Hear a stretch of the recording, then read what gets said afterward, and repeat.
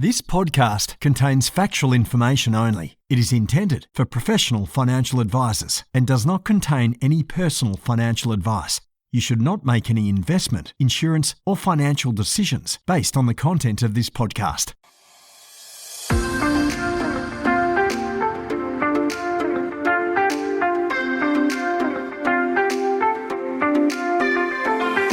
Financial advisors help Australians live better lives.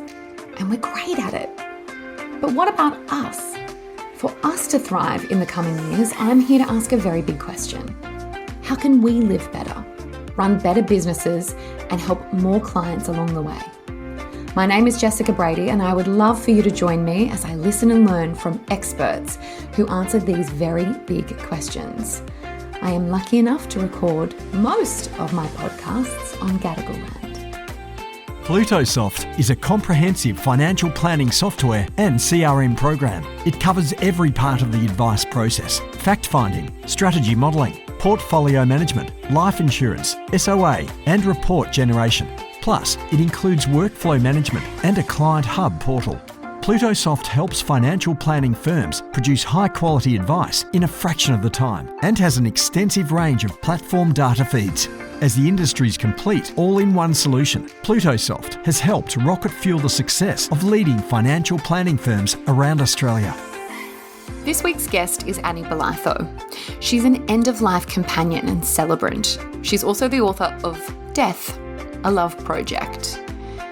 So today, of course, comes with a big fat trigger warning.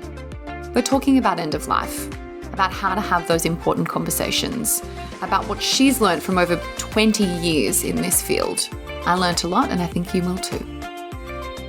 Welcome, Annie. Thank you so much for being on today's podcast.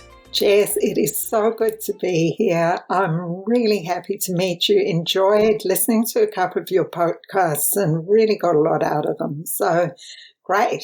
Well, that is very exciting news, especially because you are in a different field to the one that I'm in. And that is why I had a little email pop into your inbox saying, hello, I've learned about you and I'm fascinated and I'd like you on the podcast to learn more. So without further ado, Annie, can you tell us a little bit more about your story? Sure. Look, my story is a bit sad and it's taken a long time for it to settle, really. And we're talking about how end of life affects people. And it affected me really badly as a young person, so badly. And I was going to say before, one thing I realized listening to your podcast is that people in your field and my field have a lot in common. And one of the things is that we're trying to insist that people be practical. Yeah. That it's not just in the realm of maybe someday. It's like, no, now we need to be practical. Yeah. So that wasn't the case for my parents. So my father died without a will when I was young. My siblings and I had both had other traumatic experiences, and all of a sudden, we're young, and here's this situation that none of us are in a position to resolve, searching every cupboard, looking for a will and not finding it, and then, you've got to split up the assets and how you do that, and yeah, it just left such a bad legacy. And as I mentioned, I also experienced a number of other people dying in quite traumatic circumstances around the same time. So I just came out of that just thinking no one should have to deal with this. And, a lot of our society puts an emphasis on the whole feeling and emotional side of death. And of course, that's very real. It's a massive part of it. But equally, the practical side is really, really important. Of course. And the better that you can do the practical stuff, the easier the emotional stuff's going to be. So, I know that from my experience that my father not having sorted that will and my mother having died earlier, we were very on our own and very much spiraled into a bad emotional state for a long time. Yeah, wow. So, I just now really want to help people think about some of the things that can really help them and their families just come to a place where they know that they've just given some attention to a few things, not too demanding, and that later that's just going to make such a huge difference. I mean, what you do now fascinates me, and we're going to talk about it in more detail, but it's so needed in my mind, and so sad that for you it was born out of the fact that you didn't have that. And if you had, and had you been left in a completely different circumstance, you possibly wouldn't be doing what you're doing right now. So, and, I think that's something that is true for a lot of people who work in this field. People have had experiences that they conclude shouldn't happen to others, and they try their best to do it differently. So, can you help our listeners understand on a practical level what it is that you do day to day?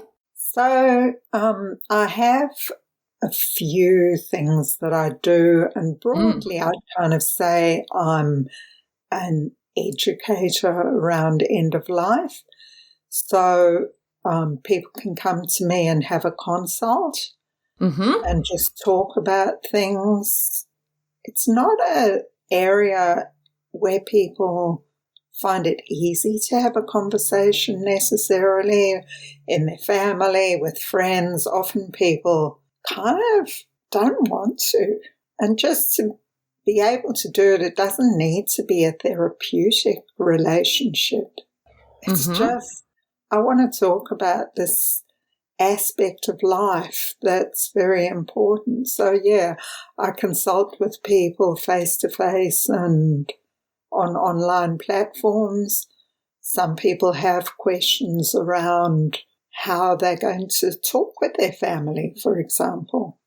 Some people might be thinking more about their options at end of life, how they want to celebrate funeral, memorial, all those kinds of things. So that's very fulfilling.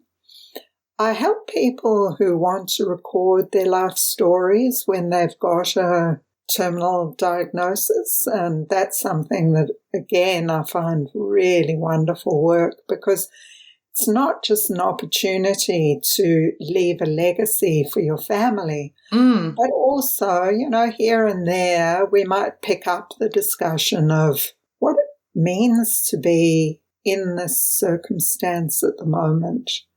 I run workshops.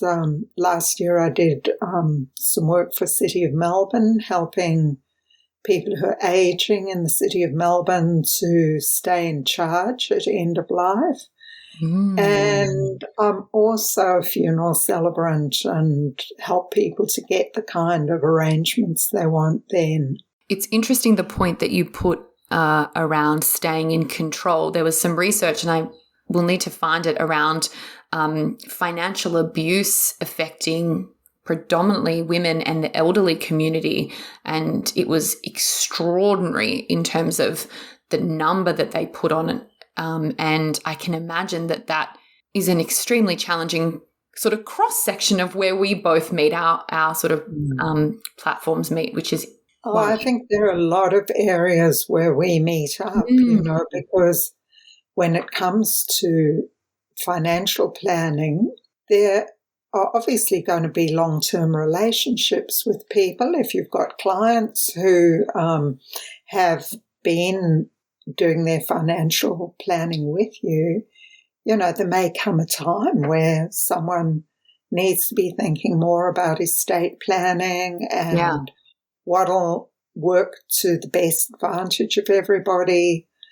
I think also, some people would be wanting to think about their kids getting the kind of advice that you offer. For example, in my circumstance, the estate was divided up between us, I wish there'd been someone like you Mm. who I could have sought professional financial advice from, rather than just kind of struggling around with some ideas, and probably very influenced by my parents' views because I was so young. So, yeah, I think there's heaps of crossovers. I completely agree. Now, one thing you left out, which I would love to touch on, because I know about you because we have a mutual connection. And when she told me this, I was so fascinated, which is what got me Googling and learning more about you. Can you please talk about the death cafes? So look, you've mentioned, and everyone who works around end of life, for example, in palliative care, in residential aged care, everyone's kind of interested in how to promote conversations about death, because I think they all recognise that if people talked about it more when they were well and happy and able, it'd be so much easier down the track. So at this time, there are a lot of initiatives trying to increase what's broadly called death literacy. And for example, palliative care in Victoria provides cards that are kind of conversation starters, and there's an initiative called Death Dinner Party in the US that's been taken up in Australia as well. There's an organisation called Groundswell, which is probably one of the main advocacy organisations in Australia for death literacy. They do a workshop called 10 Things to Know Before You Go. And Death Cafe is probably one of the most successful amongst all these initiatives. And perhaps the reason why is that it's got a very open agenda. It doesn't kind of have any sort of menu that it lays on people.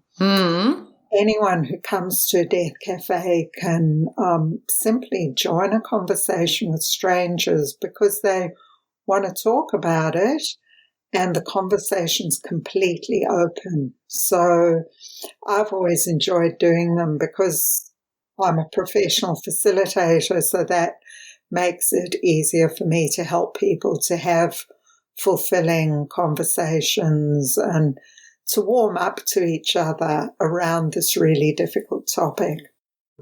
And do you find most of the people that would go to the death cafes or join the death cafes are there because they are having to have end-of-life conversations, either because they have become sick and aware of their mortality because they're getting older, because someone in their family or someone close to them has been diagnosed or passed away recently? Are there common themes, or are people just happy to go to this because it's an area where it is taboo and they want to lean in and learn more? Look, I think there's very diverse reasons people attend, and you'd be surprised how many people just have a basic curiosity to talk about death, and they just find there's nowhere that they can talk about it. So that's a certain cohort, often people who are between like 18 and 35. And for some of those people, it can be quite a passion, that they're doing a lot of internet searching and just generally informing themselves on a topic they think's important, but no one wants to talk about. Then there are those people who perhaps had someone die a few years ago and they find it easier to talk about people who want to talk about death than perhaps to introduce the conversation with people who are a little bit uncomfortable that maybe they're too sad or too in need of help or something. They just want to talk about the person and how it was. And, sometimes people come because they've had an experience that's been quite demanding on them. Very various reasons. One time I had a minister who just obviously sees a lot of people in the course of her work, and she just wanted to come into a conversation like that. And why are we, I mean, this is such a big question. Please solve this huge societal problem. Annie, no pressure. But I am fascinated in an expert opinion. You know, why do you think now, after everything that we've been through, why are we still so extremely uncomfortable talking about this topic? Well, I think firstly it's human. Mm-hmm. In general, we kind of prefer beginnings to endings. Mm. You know, they're more exciting. They've got promise. We haven't explored, you know. It's like I was at a christening yesterday, and honestly, those babies, there were 3 families, and each baby was just a world of possibility. Mm. You know, whereas endings have a lot more demands on them often, even if you're just finishing a project. Lots of people just can't bear the wrap up. And I think the same goes for end of life. You know, there's more demand. You know, often people are very vulnerable. Relationships are sensitive. And of course, the fact that nobody's thought about it often makes it a really difficult, or I don't know often, but it can make it a difficult experience. So I think the reluctance has a kind of basic human dimension. And I think that's obviously compounded in our society by the fact that we're very youth-focused. We place incredible amount of faith in medical technology, and we want our medical technology to keep people alive. And that's a dilemma for clinicians as well. How did they talk about death? I don't think that comes easily to many clinicians. So it adds up to quite a closed shop, doesn't it? And it really sets us all up for really sad, emotional. I mean, it would be sad, and it's sad and emotional anyway, but I feel that the inability to talk about something that is inevitable for everyone around us, it's so unhelpful, Annie. It's so unhelpful. 2 more reasons why we don't talk about death. Tell me. I need all of them, please. I think one very big reason is that we're very dualistic, and I think that's particularly a Western first world thing. Good, bad, success, failure, life, death. It's kind of like they put it 2 poles, whereas in fact nobody is actually dead until they're dead. People are alive the whole time. So I think that's one really important thing to have in mind, that even if someone's very ill, it's life. And to try and always frame things around death in the context of life. So a friend of mine who needs some help contacted me recently, and the subject line in the email is "Death, your favorite thing." Anyway, I got back to her and I said, can I just clarify? Life is my favorite thing and death is part of that. You know, it's like, so I think that kind of aspect's another reason why it's hard for us to be effective in the space. The other thing is, and perhaps that is because we put so much emphasis on emotion and getting it right emotionally and feeling good, and we often want to have one interaction bring everything together. We want to have one perfect, successful interaction that solves this sadness that you're feeling because of your circumstance. Or we want to be able to talk to parents and say, there's this thing coming up and we need to talk about it, but it has to all happen in this neat little package. And that's not how we communicate about other things. We communicate in little steps. And we kind of gradually get to a point where we can talk a bit more. So I really encourage people not to be thinking in this kind of one big conversation way. It's much more like just touch in on it lightly. You know, I saw this movie and this happened. It really made me think of blah. That's all you need to say. I am having a brain explosion. And then, you know, you might say, remember a couple of months ago we were talking about that movie I saw? Yeah, subsequently I've been thinking, what about you? And then, you know, a bit further down, maybe that person's going to say to you, I saw a movie and I'm thinking. It's a much more gentle dialogue than here I come with the right way to talk to you about this.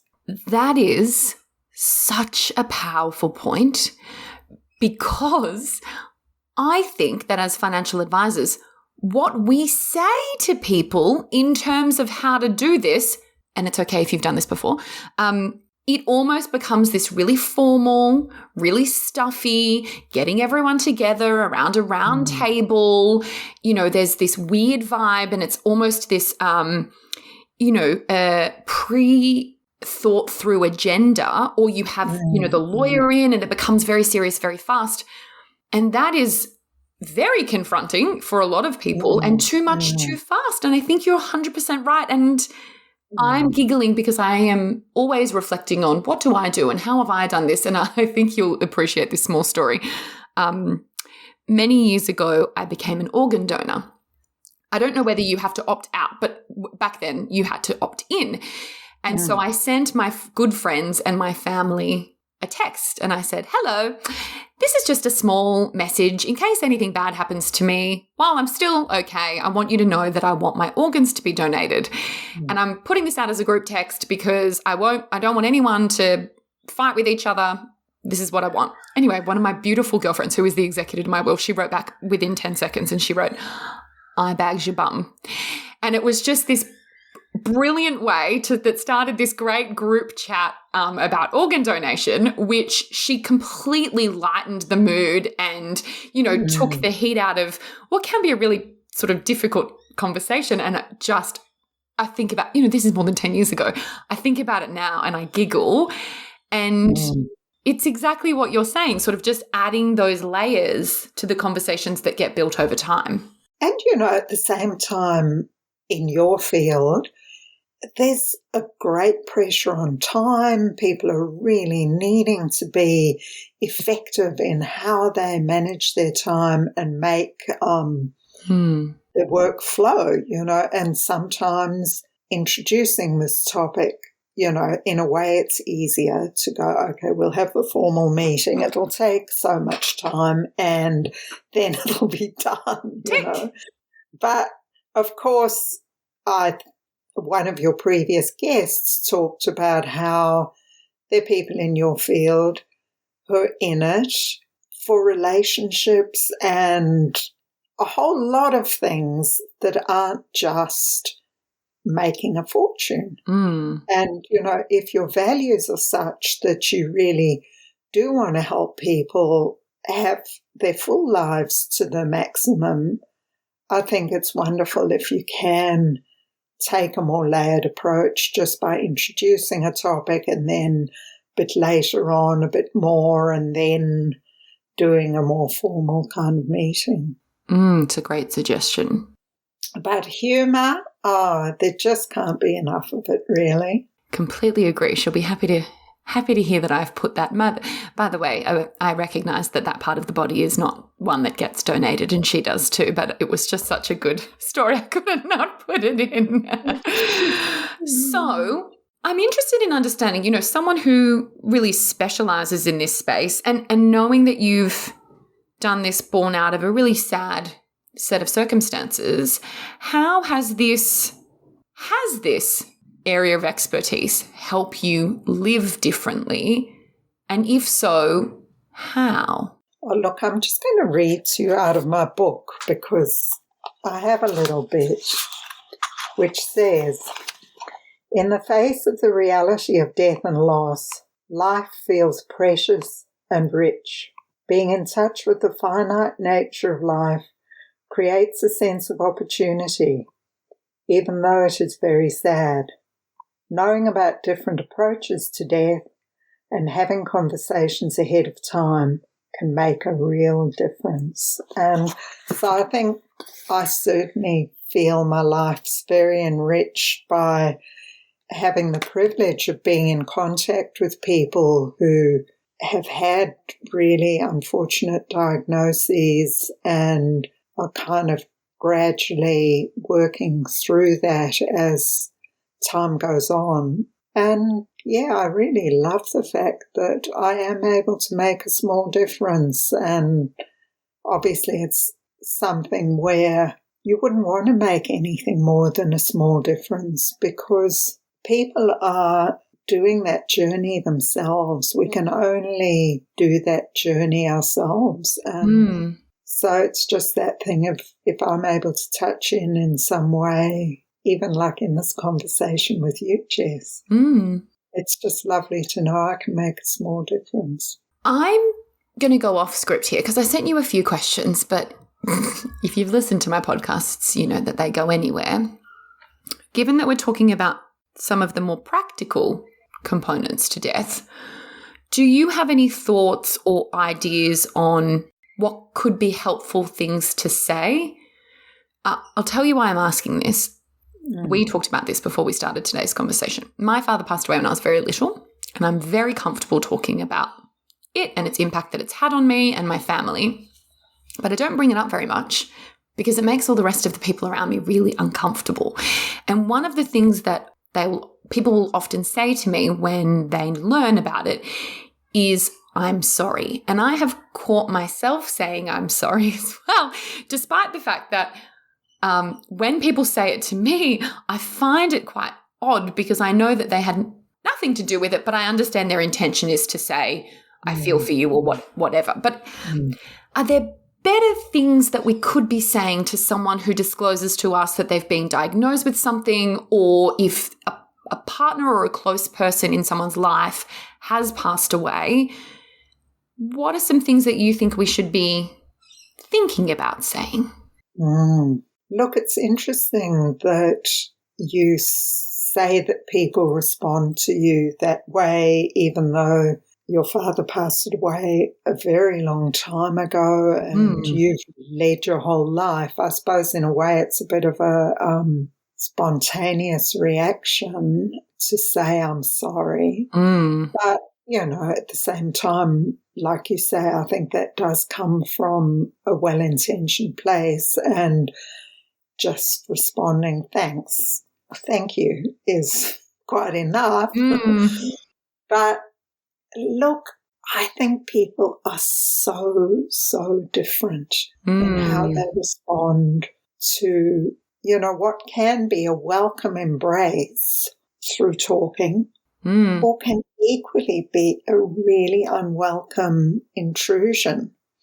So, you know, I think it's something where it is worth kind of stepping back and bearing in mind who the person is, how they normally react, and not going in there with a formula. So, you know, one of the things that I've noticed is that people's discomfort is often because they don't know what's going to come next. And I think if you are going to talk to someone, make sure that the context is a good context. You know, don't do it in a workplace setting where the person's got to make some decisions in the next half hour or something. that's the wrong context to be talking to a person who's had something happen. And if you start a conversation, be willing to just be there to listen. And I think people can pick that up very quickly if you're just kind of coming in with something that feels like a good thing to say, or whether you're actually there with them and you're going to wait and see how they respond. And I suppose that's one thing I would definitely say, and we see it in death cafes. I see it all the time, that people are so uncomfortable with silence. It's so much easier to just rush on because you don't know what's coming next. But if you can actually just wait, that can be so helpful, because you can just settle into yourself and be in a better space to listen to whatever it is that person might say. You're so right. And it's so hard because you want to take the uncomfortableness away, and you think by talking it will fix all of the things. And of course, in fact, it doesn't. And, that kind of silence actually does require practice. Maybe that's one of the really good things about death cafes, that people get the opportunity to sit in silence and just be together, knowing that shit happens. And we can all practice it all the time, just, when we're ready to rush on because we feel uncomfortable, just taking a step back instead. Yeah, I think that's a good lesson, particularly, I think, in a society that has this toxic positivity. Everything has a silver lining. Everything's going to be okay. You can hustle your way out of every problem. It's like, no, actually, some things are really awful and some things are really sad. And it's okay to not be okay. And we also need to be louder about that for helping people sit with whatever they've got going on and not try to pull them out of something. Yes, and perhaps, being willing for that to actually hang around for quite a while. So a woman who has been a great ally of mine has recently put out on social media how significant her illness is. And many of us probably didn't even know that she was ill. Right. And honestly, just to see people's responses on the Instagram thread was fascinating in itself. And I noticed that the whole weekend I've just had this woman on my mind. I just feel so sad. And so much like I would love to do something, but there's nothing that I can do other than some advocacy. So, yeah, I think that willingness to let other people's difficult experiences affect one and, be part of one's mood for a weekend is probably something we don't do enough of. And I think, even the fact that that person has touched you so that you felt like that is legacy and is really beautiful in a weird, odd way. It's a really lovely thing that that person is cared about by that community. And yeah, I think we just, for me personally, I know that I can do a better job in getting out of the, I grew up in a house where we were very silver lining-y, and it's very good to a point, and then it's very destructive beyond that. Interesting. So I would love to know, given that you speak to people at this point in their life, are there often things that people will say to you that they regretted, or choices that they didn't make that they wish they had? Are there any learnings or similar themes that people talk to you about in terms of mistakes or missed opportunities? No, very rarely. I think because what I offer is kind of a bit left field, It's not therapeutic. And it's also for people who really want to take charge of their circumstances. They're often people who have taken charge in the past as well. And rather than talking about missed opportunities, I think a lot of people want to express their gratitude and be very, very involved with the wonderful life that they've had. So I think that makes my work even more enriching, that I can know that if I join those people in not complaining, not kind of begging someone somewhere to help me through, but just being with how life is at the moment, hopefully when I come to the point that they're at, I'll also be able to demonstrate that level of life. That is fascinating. You know, I feel like I'm leaning into a lot of my own personal stories, but I went to a funeral a little while ago, a family member's funeral, and the family member was extremely religious. And I remember walking out of the funeral and thinking, that could have just been a mass. It really didn't have anything beyond a few moments of personalization. It really felt to me like a mass. And I was so sad for the missed opportunity of what it could have been in terms of the celebration of the uniqueness of that person. And not to say that religion can't form and shouldn't form a part of that. Obviously, everyone's got their own beliefs, but I'm sure I was sad about the funeral, but I was more sad. And actually, I then became quite grumpy because I thought there's very few opportunities for us to really pause and reflect and celebrate all of the beauty that is that person or was that person. And it made me really reflect on my own. So I'm 34 and I've pretty well planned my funeral. Nice. And just very loudly, in case my will goes missing, the cheapest coffin there ever was and the most expensive catering, and I want everyone to have a really bloody great time. You see, everyone knows now worldwide what you want. But it did make me really think, gosh, if I have to leave this to other people who are not in a good headspace, that's really a big, overwhelming. And there's a time, often for situations that are unplanned, you know, when it's not a long process, there's a time thing at play as well.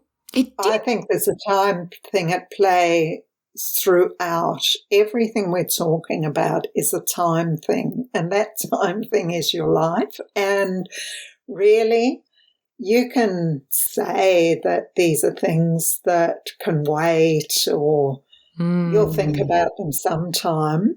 And look, if you are someone who's a person of faith with a strong relationship with the church, obviously they take care of things from start to finish, and it'll be very traditional, and there won't be some opportunities, but there'll be others. However, nowadays it's just such a world of choice, and really you may as well choose your funeral as well. You choose your computers, anything that's got a comparable price tag on it. You make a choice. You don't just say, oh, I'll have that because someone's offering it to me. You just do a few costings ahead of it. It's true. So can we talk about some of the things that you've seen that are unusual, but perhaps just because people haven't thought about them and perhaps would think, oh, that's a brilliant idea? So I said I'm a funeral celebrant and organise funerals, and one of the areas I specialise in is helping with funerals where there are young children involved. And for me, that's mainly been people where a grandparent has died. Okay. Because nowadays that's a very common thing, that grandparent-grandchildren relationships are very close, and it's huge when a grandparent dies. And during lockdown, I did a funeral for a family, and this girl of like 12 years old gave a really powerful little eulogy. Oh. And most people would just go, what? They wouldn't have the confidence. You couldn't ask a kid to do that. They'll be too upset. But she really, really took that role. And that was because I led her to understand that she'd do it well and that people would appreciate it and that her grandma would. And, you know, one of the things we did was a funeral where they had the coffin there, and in the early part of the funeral, people were having a look at this woman and just saying goodbye. And we spent some time with her grandma together and chatted about it afterwards. And I just thought, what a gift, you know. This girl is going to be so well set up. So that's an area where I like to realize the most potential possible, because I think if you have good experiences when you're young, you're not going to have problems later. Some things people do the most amazing stuff, you know. One woman, very family-oriented, learned that it's possible to do carbon investments, because obviously if you're cremated, there's a very high carbon cost. And so there are ways, obviously, to offset that. And I talk about that in my book. People buy carbon offsets all the time in their businesses and in their personal lives. Anyway, you hardly have to buy any carbon to offset a funeral. You just go to a company that does that, pay out $1,000, and you've offset that. Anyway, she was more interested in scale, and she and her family organised with the company to plant like 300 trees or something like that. Wow. So all these carbon offset companies have places where trees are going in. They took a space there. They all went out as a family, and they just planted so many trees. Wow, and that was kind of like their day with their mum. I thought that was fabulous. It is fabulous. Mm. So fabulous. I'm going to read your book. I'm ashamed to tell you that I haven't read your book, but I have only learned about you very recently, so I'm using that as my excuse. But I did read, and I don't know whether you'll like or hate this, but I read On Death and Dying a few years ago by Elizabeth Kubler-Ross. Is that right? Mm-hmm. Mm. A mentor suggested that I read it because he said, the day is coming where you need to have this chat. And I am extremely grateful that he told me to read it, because it was fascinating and confronting at the same time, but I'm adding your book to my list. So just on that, Elizabeth Kubler-Ross had 4 stages of grieving. And in more recent times, people have kind of felt that 4 is a bit limited, that it closes a package, and that package actually is forever really open. And so when I titled my book Death, a Love Project, the idea of the love project is that 5th stage where you never let go of the person.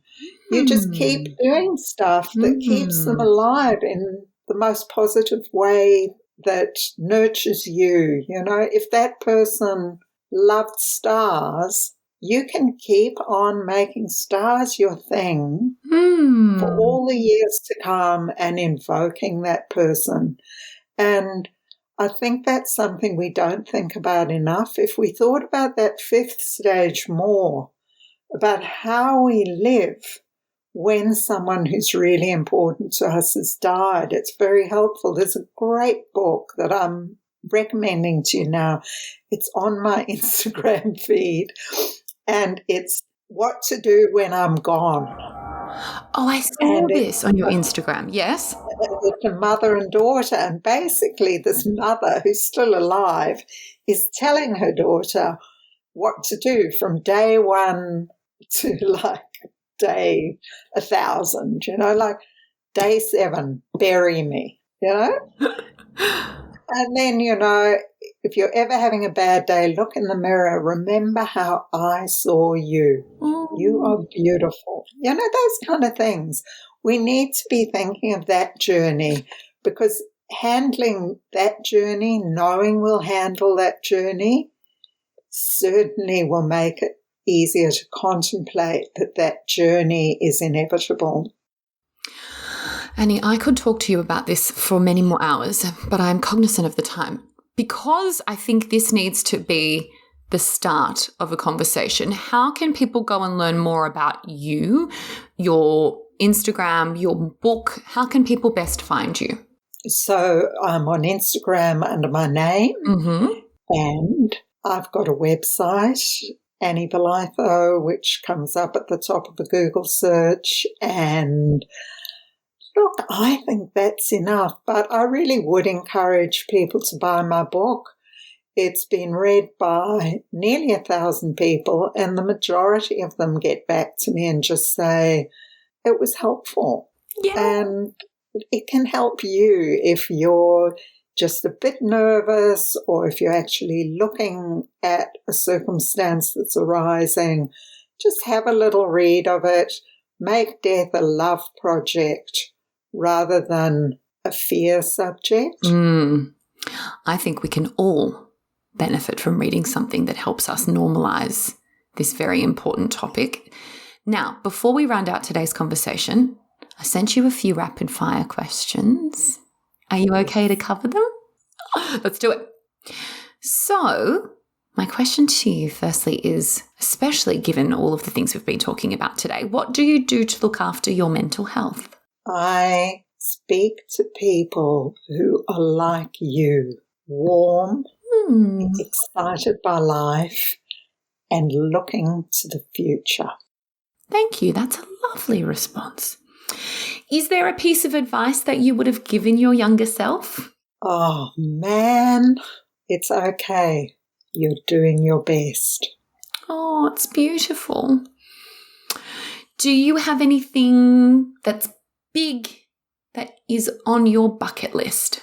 Look, I thought I'd like to travel again. That's all I want to do. I just want to get on a plane, and I'm going to Singapore. Oh, I'm dealing with my bucket list immediately. Lovely. And do you like that I talk about bucket lists every week? Because I like to talk about making sure people do the big things that are important to them while they're still able to. Enjoy, yes. Now, I'd imagine that the book for my fake book club is your book. It is. Wonderful. I am adding that on there. I have literally written that down. Annie, thank you so much for being this week's podcast guest. I have been challenged and really buoyed by the important conversations that you're having. So a huge, huge thank you from the XY community. Jess, I've loved talking to you, and I was quite honest when I said talking with someone like you is great for my mental health. Oh, thank you, Annie.